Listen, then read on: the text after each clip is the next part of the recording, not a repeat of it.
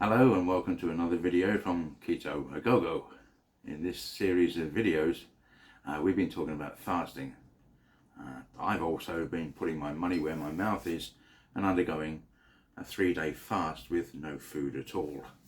I plan to repeat this 3-day fast next month, and in the days between I'll be doing something called restricted hours fasting, more commonly known as intermittent fasting. In that, I will be fasting for 20 hours and able to eat a balanced diet in a short 4-hour window. But why do it at all?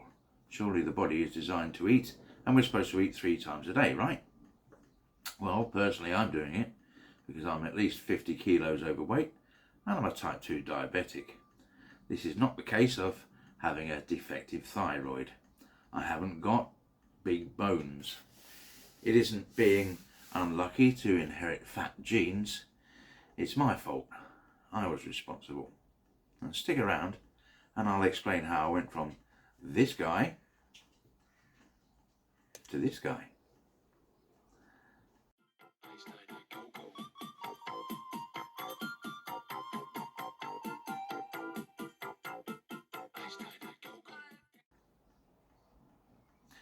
I spent years, decades of my life eating all the wrong foods and living a sedentary life. It wasn't always this way. I once weighed half what I weigh today. And no, it wasn't when I was a child. I was almost 30 at the time. I ate once a day in the evening, usually, sometimes twice if I was really hungry, but strangely that was pretty rare. Now, food didn't rule my life, and the clock didn't dictate when to eat. I ate when I wanted food, and I ate until I was full, not until there was no more food in sight. At the time I was living in Spain, and when I went there I weighed around 100 kilos. 6 months later I'd lost 25 kilos and I'd lost no less than 8 inches from my waistline. I know that was true because I kept the same belt and I just kept making new holes in it. And by the time I finally replaced it, the end of the belt was somewhere around the back of me. In addition to the reduced, improved eating plans, I was also cycling for around 75 minutes a day. At pretty much full pelt. My circuit was 40 kilometres or 25 miles, and I had to complete it in an hour and a quarter. And that is pedalling at 20 miles an hour on average for over an hour in the Spanish summer sun.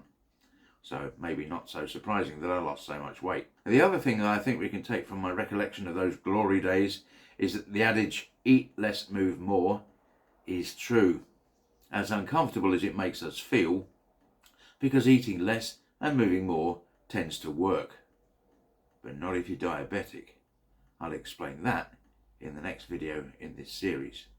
And now a little bit about how my diet is progressing, or how my fast is progressing. Today is day 2, kind of 2.5 if you like, and it is 45 hours I'm up to roughly, and I feel loads better today. Yesterday I felt really flat, as maybe you even noticed in the video. Certainly seemed that way, didn't have too much to say for myself. I am hungry, there's no two ways about it. I haven't eaten anything for a couple of days. But I feel fine. I don't have the headaches that I was warned about. I don't have any heart palpitations or feel dizzy or anything like that. I'm getting plenty of sleep, getting a little bit more than my normal rate of exercise. And I'm resisting. Last night was really tough, I've got to say. I was up writing things, and I could have cracked last night if I hadn't been so strong, but I just made sure that I had plenty of drinks, plenty of hot drinks, and then eventually went to bed. So I'm all right, I'm okay, and the good news is that I jumped on the scales this morning and I've lost 2.5 kilos so far, and my blood sugar was down at 5.6 this morning. Now that's down from 7.9 I think it was, or somewhere around there. So that's a significant reduction, and one where I'm going to have to watch what I'm doing as far as my medication goes. I'm going to keep testing my blood regularly and probably drop one of my 2 tablets morning or evening or whatever to help to keep the blood sugar in balance while I work on this. Anyway, that was just the end of it.